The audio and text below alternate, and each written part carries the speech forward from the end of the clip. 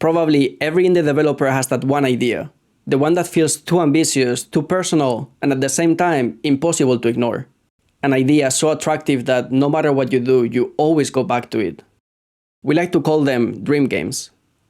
You see, I also have a dream game. I've had it for years and I've been working on it little by little, writing the lore, the dialogues, the story, etc.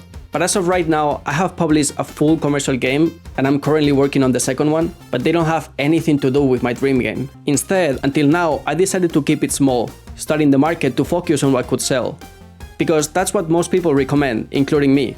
If your goal is to make a living with game development, then the logical approach is to focus on a simple idea and just launch as many games as possible. But lately, I've been wondering, in an industry driven by market trends, where success is measured in sales and player retention, are passion projects still worth pursuing? Are dream games still worth pursuing? The answer I arrived at was, of course, yes. So let's talk about that. Let's talk about why dream games matter, not just to the developers who make them, but also to the industry, and the positive impact that they can have. But first, what is a dream game anyway? Because different people will always give you different definitions. First, there's the meaning that YouTubers give to the word. Basically, none. The term has been overused to a point where it's meaningless now. Even I titled my first video something like "Making my dream game" in an attempt to get extra views. It didn't work. Although to be fair, my video sucked, so that was on me. Look, I get it. I use the term because it sounds exciting. It makes people curious, and in a world where devlogs are fighting for attention, you need all the help that you can get. But most of these so-called dream games are just the current project that the developer is working on.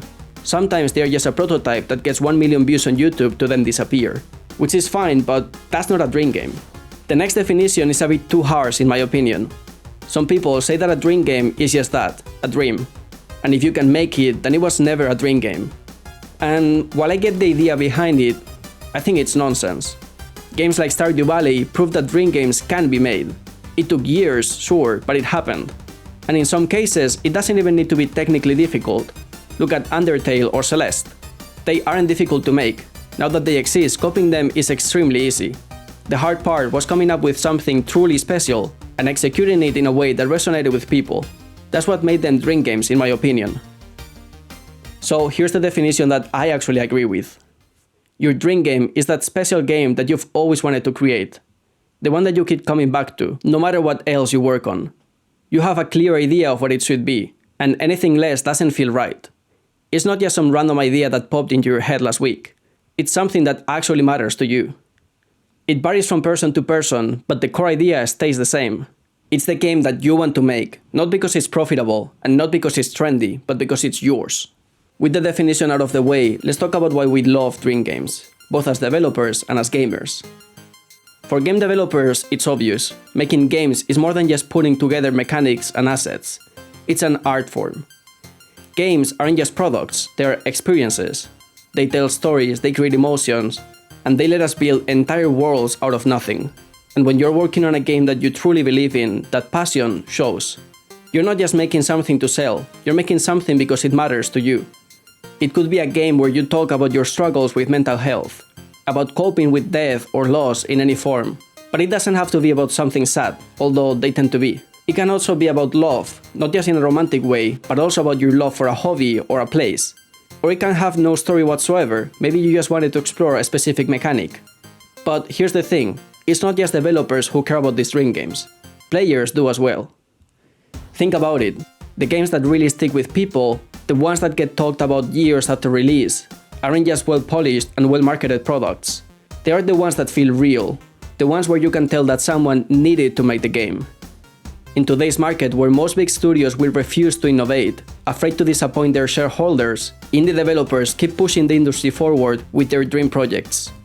And not because they were designed to, it's because they came from a place of pure creative passion. They break the rules, take risks, and experiment in ways that big studios just can't. On a broader scale, dream games often become the sparks that ignite industry-wide change. Think about titles like Minecraft, Undertale, or Hollow Knight. They ended up redefining how we play and think about games.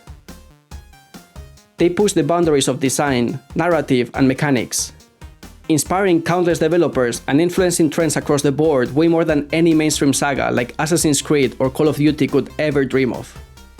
In short, dream games matter because they remind both the developers and the players that video games can be more than just a business. They can be a true form of expression. And that's why, even in a market dominated by safe, trend-following projects, we still long for that one game that dares to be different. But here's the problem. As we established, making a dream game is not easy. It's one thing to have a vision, to be excited about your dream game, and to pour your heart into an idea that means something to you. And it's another thing entirely to turn that vision into a finished game, especially when the industry itself isn't exactly on your side. You don't have a giant corporation backing you, but you have to pay rent. You have time constraints, you have to think about marketing, funding, and whether or not your game can actually sustain you. That's why you hear advice like keep your scope small or don't make your dream game as your first project. And honestly, that advice is solid. The harsh truth is that making a passion project is not always viable. And chasing a dream game blindly can lead to burnout, disappointment, and even giving up on game development entirely. I think that it's always better to work on a few smaller projects, release them, most likely fail, and learn from them, to then use that knowledge when building your dream game. Because if you focus on building your dream game right away, you will end up with a result that you're not happy with. And you will end up restarting it time and time again to try and polish it, which would be unnecessary if you already had that knowledge to begin with, thanks to working on previous projects.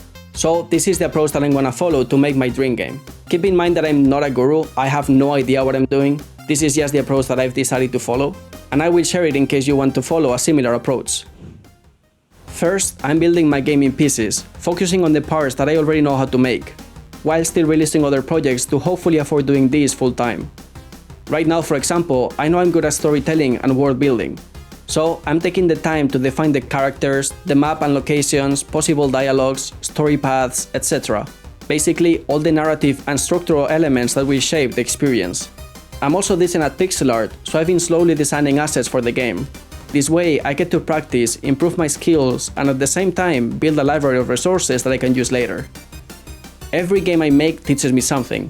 For example, thanks to Rogue Inferno, the game that I'm working on now, I'm learning everything about spawning creatures following certain rules, crucial for both the enemy spawning systems and the resource spawning system.